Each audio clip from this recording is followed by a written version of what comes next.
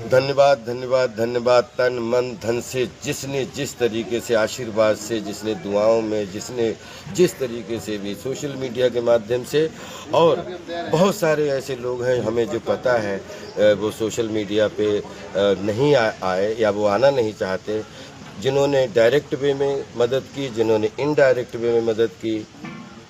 Love you.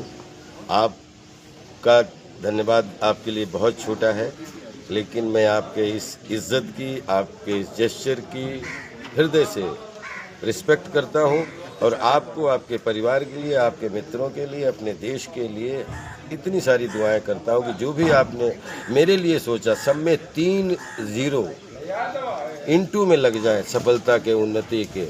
इतनी बरकत हो आप सबको। Love you. सर इस पूरे मामले परिवार को लेकर फैंस के साथ कितना अहम रहा है सर?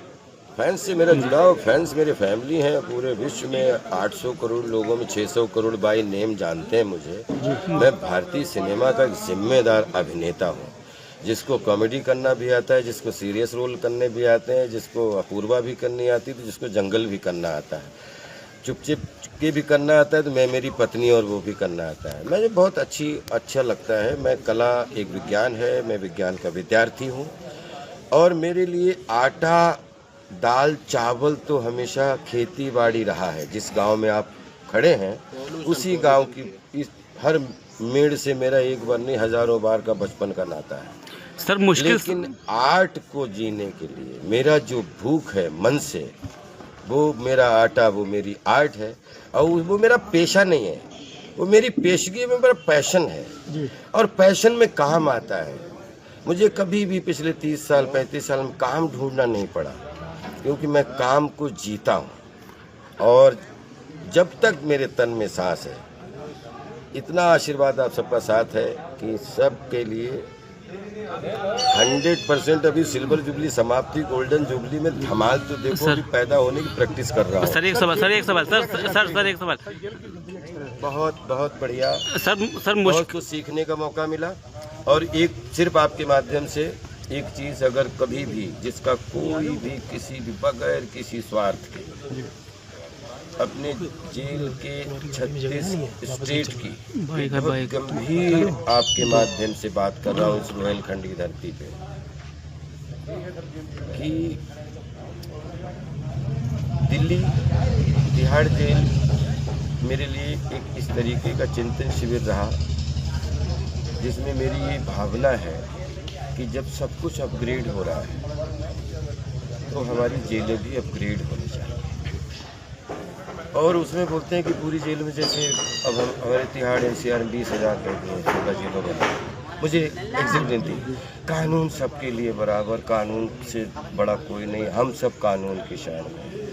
लेकिन कभी अब कानून में सजा होके फिर ऐसा होता है कि अब कई कैदियों का व्यवहार देखा जाता है, आचरण देखा जाता है, उनके संस्कार देखे जाते हैं, फिर उनका लिविंग चयन देखा जाता है। तो मेरी एक ही इच्छा है कि पूरे 36 स्टेट के कैदियों में कम से कम 10% उन लोगों को एक जीवन जीने का मौका दिया जाना चाहिए, जो पिछले 10 साल से, जो अब कोर्ट नहीं जाते लेकिन सजा याफ्ता है, उनके आचरण, व्यवहार, संस्कार पे। तो मुझे लगता है हमारी 36 जेलों में 10,000 लोग ऐसे हो जाएंगे जिनको कोई ऐसा जीवन मिलेगा जो उन्होंने सोचा नहीं होगा, और वो हमारे देश की धरोहर बनने में, मजबूती में बहुत बड़ा योगदान देगा।